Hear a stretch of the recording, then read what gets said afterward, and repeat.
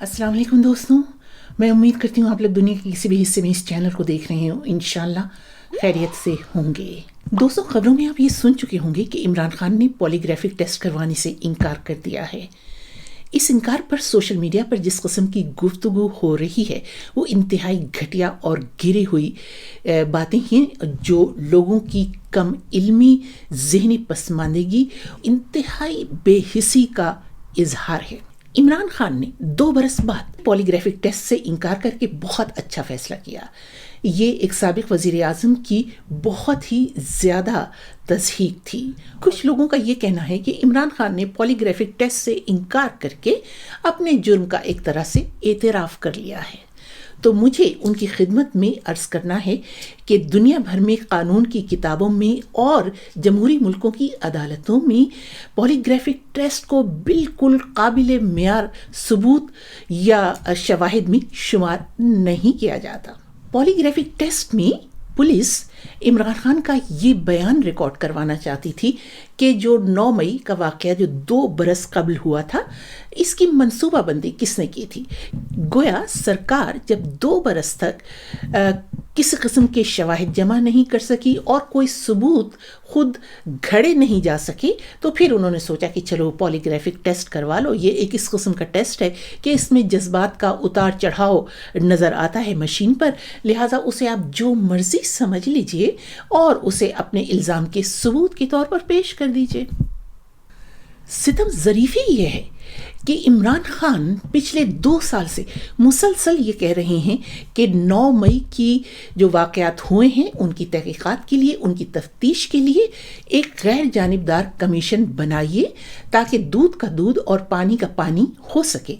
अगर उसमें कुछ पीटीआई के जो अरकान हैं और जो कोई पुरजोश नौजवान हैं, अगर वो इसमें शामिल हैं कुछ तोड़ फोड़ में, तो मैं उनको खुद सज़ा दूंगा, मैं उनको अपनी पार्टी से निकाल दूंगा। लेकिन आप तहकीकात तो करवाइए, तफ्तीश तो करवाइए, लेकिन आपने बगैर किसी तफ्तीश के, बगैर किसी तहकीकात के 9 मई के वाक़यात में 10,000 नौजवानों को, ख़वातीन को, औरतों को पाकिस्तान भर से अपनी हिरासत में ले रखा है। 2 बरस से ये लोग जेलों में पड़े हुए हैं। अब आप उनको देखिए, वो डॉक्टर यास्मीन राशिद जो कैंसर की मरीज़ा हैं, 70 बरस से ऊपर उनकी उम्र है, उनको भी इसी 9 मई के वाक़े के सिलसिले में गिरफ्तार कर लिया था और वो मुसलसल जेल में हैं। लेकिन हुक्मरानों ने गैर जानिबदार तहकीकाती कमीशन बनाने से हमेशा गुरेज किया। 9 मई के वाक़यात में शक और शकूक की उंगलियां हुकूमत की तरफ, हुक्मरानों की तरफ ही उठती हैं। इसकी 2 वजूहात हैं। नंबर 1 ये कि जब ये मुजाहरे हो रहे थे और ये पहले से पता भी चल गया था कि बहुत ज़्यादा जो तहरीक इंसाफ के कारकुनान हैं उनमें बहुत ज़्यादा गम और गुस्सा है, क्योंकि इमरान खान को एक दिन पहले जिस तरह से गर्दन से घसीट कर उनको उसमें पुलिस की वैन में डाला गया था, जबकि वो अदालत में अपना बयान रिकॉर्ड करवाने गए थे, तो उस पर जो कारकुन थे तहरीक इंसाफ के, वो बहुत सख्त रंजीदा थे और बरहम थे। तो ऐसे मौके पर जबकि मुल्क भर में ये हंगामे हो रहे थे, तो फिर ये जो तमाम मकामात हैं जिसके बारे में हुक्मरानों का ये इल्ज़ाम है कि यहाँ पर तहरीक इंसाफ के कारकुनों ने हमला किया है, वहाँ की सिक्योरिटी कहाँ थी। ये जो कहते हैं कि रावलपिंडी में GHQ के गेट के अंदर, फलांग के अंदर दाखिल हो गए, मैं आपको इसके बारे में बताऊं कि ये जो रावलपिंडी में GHQ है, कोई 2 बरस कबल मैं चाहती थी कि मैं उसके गेट के सामने खड़े होकर अपनी एक तस्वीर बनवा सकूं, मैं उस पर एक वीलॉग करना चाहती थी। तो यकीन कीजिए कि आधे मील दूर से मुझे वापस कर दिया गया कि जी नहीं, आगे सिक्योरिटी की वजह से आप इससे ज़्यादा आगे नहीं जा सकती। हालांकि मैं एक जर्नलिस्ट भी थी और मुझे वहाँ पर बहुत से लोग, अब भी शुक्र है अल्लाह का कि जो PTV की वजह से मुझे पहचानते भी हैं, लेकिन मैं गेट के करीब नहीं जा सकी। तो सवाल ये पैदा होता है कि ये मुजाहिरीन ये किस तरह से गेट के करीब पहुँच गए और फलांग कर, गेट को फलांग कर अंदर दाखिल हो गए। आखिर जो इतना सेंसिटिव इदारा है उसकी सारी सिक्योरिटी कहाँ थी। शक की दूसरी वजह यह है कि 9 मई के वाक़यात को, तहरीक इंसाफ को बुरी तरह कुचलने اور ختم کرنے کے لیے استعمال کیا جاتا رہا ہے پچھلے 2 سال سے۔ خیبر پختونخوا کی ایک سیاسی پارٹی ہے ANP، جو ظاہر ہے کہ تحریک انصاف کی مخالف پارٹی ہے، اپوزیشن کی جماعت ہے۔ اس کے سربراہ ایمل ولی خان کا ذرا یہ بیان سنیے۔ ریاست یا انٹیلیجنسیا یہ سمجھ چکی تھی کہ عمران کو پکڑیں گے تو رد عمل کیا آئے گا، ریاست اس کے لیے تیار تھی، اور وہ رد عمل جب آیا ہے تو پھر ایک پلان تھا کہ ان کو کرنے دو، ٹھیک ہے۔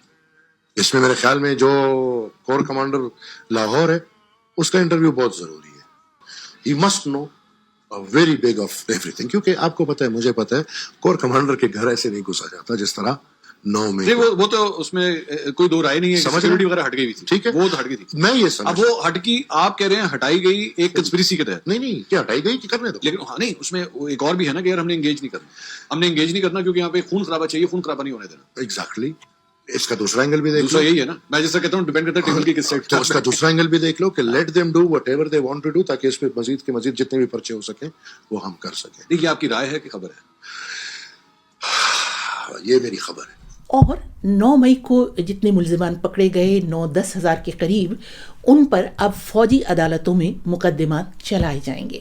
سیاسی مظاہرین کے مقدمات کبھی فوجی عدالتوں میں نہیں چلائے جا سکتے، کم سے کم کسی جمہوری ملک میں اسے قانون کی کتاب میں کسی دلیل کے طور پر پیش نہیں کیا جا سکتا۔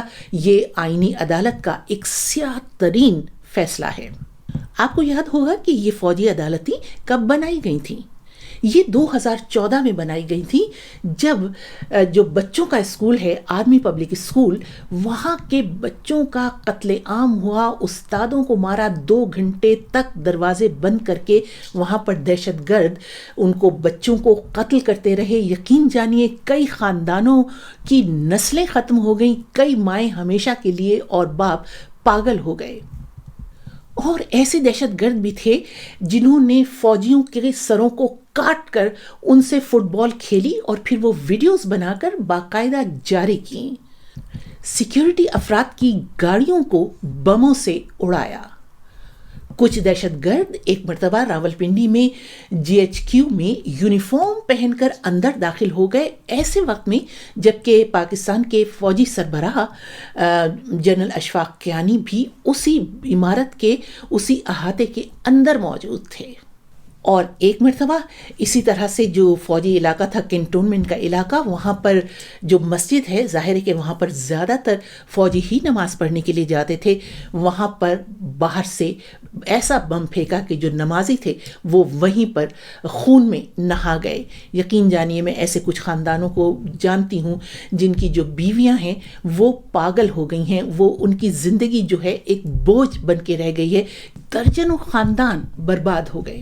اب آپ خود ہی سوچئے کہ ایسی فوجی عدالتوں میں جہاں اس قسم کے دہشت گردوں پر مقدمات چلائے جاتے رہے، اب وہاں یہ عام سیاسی مظاہرین جو ٹھیک ہے مان لیا کہ مشتعل ہو گئے تھے، غصے میں تھے، برہم ہو گئے تھے، ان پر مقدمات چلائے جائیں گے۔ اور یہ بھی بتاتی چلوں کہ یہ جو 26ویں آئین سے پہلے جو عدالت عالیہ تھی، اس نے اپنے فیصلے میں یہ کہا تھا کہ یہ جو سویلینز ہیں ان کے مقدمات فوجی عدالتوں میں بالکل نہیں چل سکتے، یہ ملکی آئین کی خلاف ورزی ہے اور آئین کے مطابق دیے گئے بنیادی انسانی حقوق کی خلاف ورزی ہے۔ مگر دکھ کی بات یہ ہے کہ 26ویں ترمیم کے بعد جو آئینی عدالت بنائی گئی، اس آئینی عدالت نے اپنے ہی بہت سینئر جج صاحبان کے اس فیصلے کو اٹھا کر ردی کی ٹوکری میں ڈال دیا۔ یہ جو فیصلہ تھا یہ بہت ہی جلد بازی میں سنایا گیا۔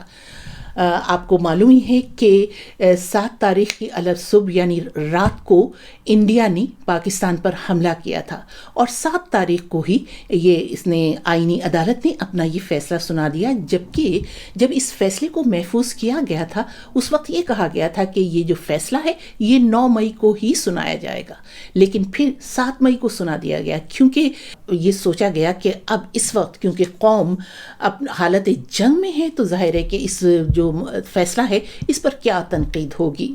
اور ہوا بھی یہی، کیونکہ ملک حالت جنگ میں تھا، لوگوں پہ ڈرون گر رہے تھے، میزائل گر رہے تھے، تو ظاہر ہے کہ ایسے وقت میں عدالت کے اس فیصلے پر کون تنقید کرتا۔ میں آئینی عدالت کے سربراہ اور جو جسٹس صاحبان ہیں، ان کی کل تعداد 5 ہے، ان سے یہ کہنا چاہوں گی کہ انہیں اپنے پیش رو جسٹس صاحبان کا انجام ضرور سامنے رکھنا چاہیے، جو آج کسی بھی پبلک مقام پر عزت سے سر اٹھا کر چلنے کے قابل نہیں ہیں۔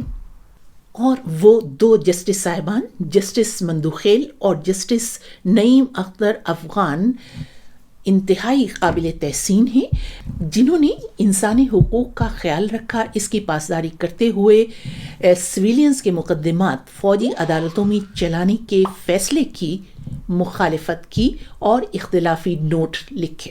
آپ لوگوں کی کیا رائے ہے ضرور لکھیے گا۔ خدا حافظ۔